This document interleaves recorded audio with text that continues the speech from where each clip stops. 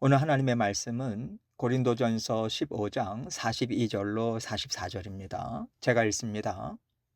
죽은 자의 부활도 그와 같으니 썩을 것으로 심고 썩지 아니할 것으로 다시 살아나며 욕된 것으로 심고 영광스러운 것으로 다시 살아나며 약한 것으로 심고 강한 것으로 다시 살아나며 육의 몸으로 심고 신령한 몸으로 다시 살아나나니 육의 몸이 있은즉 또 영의 몸도 있느니라. 아멘. 하나님께서 우리에게 구원을 베풀어 주셨지만 우리 몸까지 영화롭게 바꾸어 주시지는 않습니다. 육신의 연약함 그대로 갖고 살아요. 그러나 낙심하지 말라고 우리에게 약속을 주셨죠. 내가 너희의 생각과 마음과 육신까지도 다 완전하게 새롭게 바꿔줄 것이니 이 땅에서 사는 동안 육신의 연약함과 지혜의 부족함 때문에 슬퍼하지 마라. 내가 너희의 애통함을 기쁨으로 바꿔줄 것이다. 이 약속을 주셨기 때문에 우리는 그 날이 있음을 믿고 살아야 합니다. 그래서 구원을 받았다는 것은 예수 그리스도께서 나의 죄를 깨끗이 씻어주셨고 우리도 부활하게 하실 것이다. 여기까지 믿는 믿음을 갖는 것이고요. 이 약속의 말씀을 믿으면 소망이 생기기 때문에 구원받은 하나님의 자녀들은 믿음과 소망으로 살아가게 되는 거예요. 이것이 예수 그리스도께서 우리에게 주신 복음의 능력입니다. 지금 바울은 고린도 교회 성도들에게 예수 그리스도 안에서 믿음으로 감당하고 감당하면서 살면 이 소망이 성취되는 날이 반드시 있다. 그때 우리가 받을 영광이 얼마나 클까? 영광이 큰 만큼 기쁨도 크지 않겠냐. 이것을 말해주고 있어요. 42절 말씀 봅니다. 죽은 자의 부활도 그와 같으니 썩을 것으로 심고 썩지 아니할 것으로 다시 살아나며. 죽은 자의 부활도 그와 같다는 것은요, 지금 오늘 본문 전까지 바울이 말한 내용을 근거로 말하고 있는 거예요. 씨를 땅에 묻으면 그 씨를 통해서 꽃이 피고 열매가 생기지만 씨 자체에는 꽃이나 열매의 모습이 없잖아요. 그러나 하나님께서 각각의 씨에 장차 입을 몸을 정해 주셨듯이 우리 몸도 부활했을 때 입을 몸을 정해 놓으셨다는 거예요. 이것을 지금 비유적으로 앞에 부분에서 이야기를 했거든요. 그 이어서 지금 이야기를 계속해서 전개해 나가고 있는 겁니다. 그래서 부활 이전의 몸과 부활 이후의 몸은 분명히 다를 겁니다.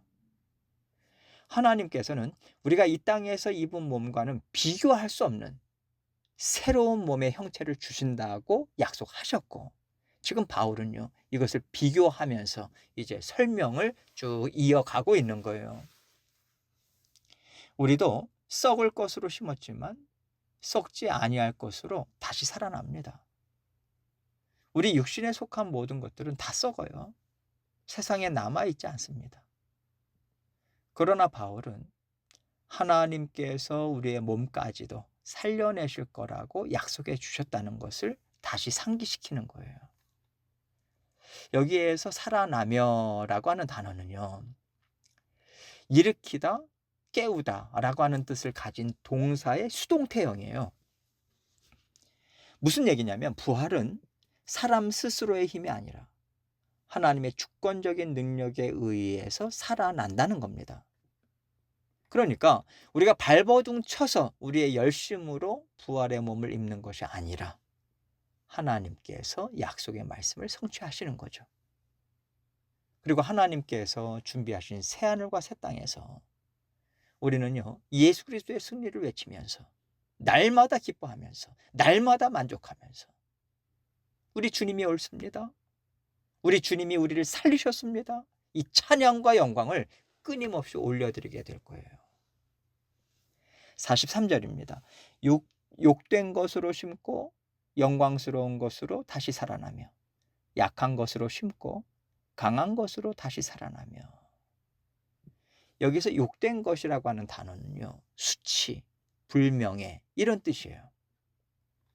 이 땅에서 우리가 아무리 하나님의 자녀로서 신령하게 살아내려고 해도 육신의 한계가 있지 않습니까? 육신을 입고 있다는 것은 육신의 정욕이 아직도 힘있게 활동한다는 뜻이잖아요. 우리의 신분은 하나님의 자녀로 바뀌었는데 하나님의 자녀라는 이름에 걸맞지 않게 사니까 참 수치스러운 거고요. 불명예스러운 거죠. 때로는 하나님께도 부끄러움이 되고 불명예가 됩니다. 하나님의 이름을 우리가 더럽히고 가릴 때가 많잖아요. 그렇게 욕된 삶을 살지만 하나님께서는 어떻게 하신다고요? 영광스러운 것으로 다시 살아나며 영광스러운 존재로 하나님께서 살려내셔서 우뚝 서게 하십니다.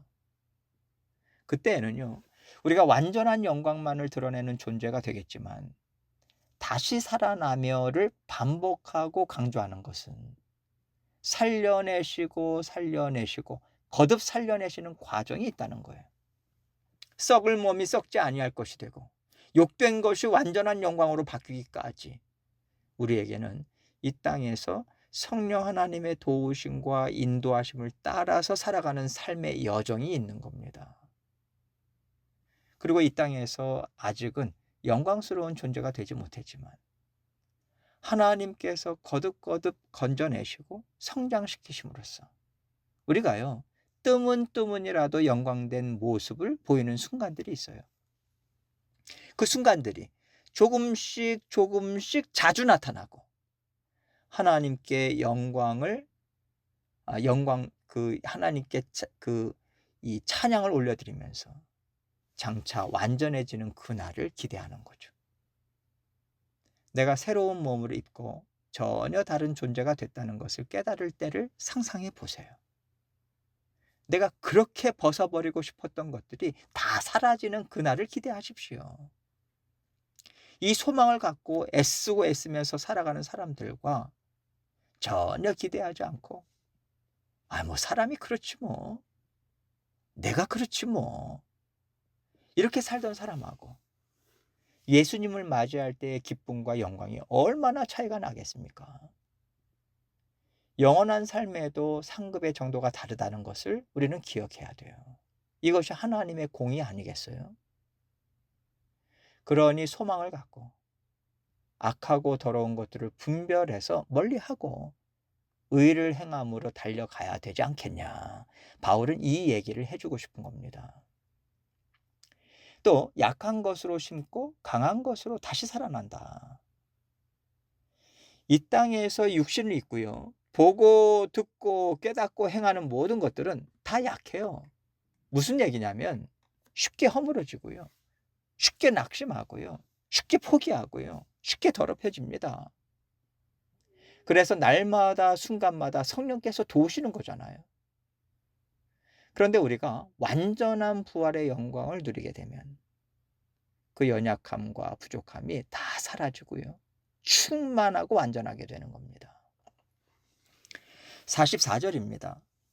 육의 몸으로 심고 신령한 몸으로 다시 살아나나니 육의 몸이 있은즉 또 영의 몸도 있느니라.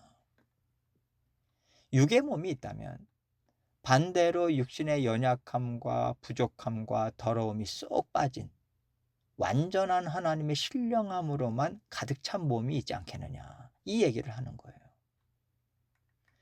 우리는 하나님과 함께 살아갈 사람들입니다. 영원한 삶은 하나님과 날마다 마주보고 대화하고 하나님과 같은 심정으로 하나님께서 이해하시는 것을 같이 이해하면서 사는 거잖아요. 그렇게 살기 위해서는요, 반드시 육신이 완전히 제거가 돼야 되는 거예요. 그래서 신령한 몸으로 다시 살아난다는 것은요, 붕어빵처럼 하나님을 똑 닮은 자녀가 된다는 의미라고 생각합니다. 정확히는 모르겠지만 하나님이 그렇게 완전하시고 그렇게 깨끗하시고 그렇게 지혜로우시고 은혜가 풍성하시다면 우리도 그렇게 닮지 않을까요? 그렇게 하나님께서 우리를 존귀한 자로, 영화로운 자로, 영광된 자로, 반드시 새롭게 해 주십니다. 그래서 바울은요. 육의 몸이 있은즉 또 영의 몸도 있느니라 말하고 있는 거예요. 육신의 몸을 입고 사느라고 괴로운 것도 많고 유혹도 많이 느끼고요. 욕심대로 살고 싶을 때도 많이 있겠지만 그럴 때마다 나에게 이것이 다가 아니다. 하나님은 나에게 신령한 몸을 주신다고 약속하셨다. 난 그렇게 살 거야. 이것을 기억하라는 겁니다. 우리는 그때를 내다보면서 그래. 하나님이 그렇게 바꿔주시기까지 나에게 성령님을 주셔서 신령한 몸으로 살아가는 게 어떤 것인지를 조금씩 조금씩 맛보게 하시지. 깨달아 알게 하시지. 이겨내게 하시지. 그래서 성령을 선물로 주신 것이지. 이것을 믿는 믿음으로 소망 가운데 거짓을 분별하고 의를 행하면서 살아가고자 애를 쓰는 겁니다. 지금까지 그리고 지금도 바울이 그렇게 살고 있다는 거예요. 에베소에서 바울을 죽이려고 달려드는 폭도들로 인해서요. 두려움을 느꼈지만 믿음과 소망을 가졌기에 감당할 수 있었던 거죠. 고린도 교회 성도들도요. 사방에 우겨쌈을 당하는 것처럼 거짓 선지자들과 세상의 유혹들이 얼마나 몰려드는지 교회 안에 있어도 안전하지 않아요.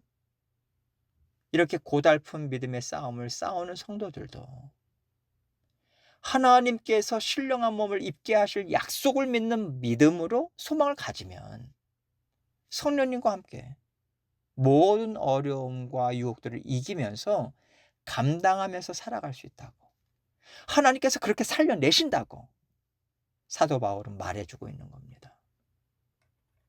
그러니 지금 잊고 있는 육신의 삶을 만족하지 말고 이게 다가 아니라는 약속의 말씀을 믿는 믿음으로 날마다 저 높은 곳을 바라보며 살아가기를 사랑의 마음으로 권면하고 있어요. 그리고 우리에게도 하나님은 같은 말씀을 주고 계십니다. 그러니 내가 육신을 입었으니 이렇게 사는 것도 할 수 없다. 당연하다. 이렇게 땅을 보면서 살지 마시고요. 우리를 신령한 몸으로 바꾸어 주실 하나님만을 바라보면서 높은 곳을 향해서 전진해 가시는 저와 여러분이 되시기를 주님의 이름으로 축원합니다.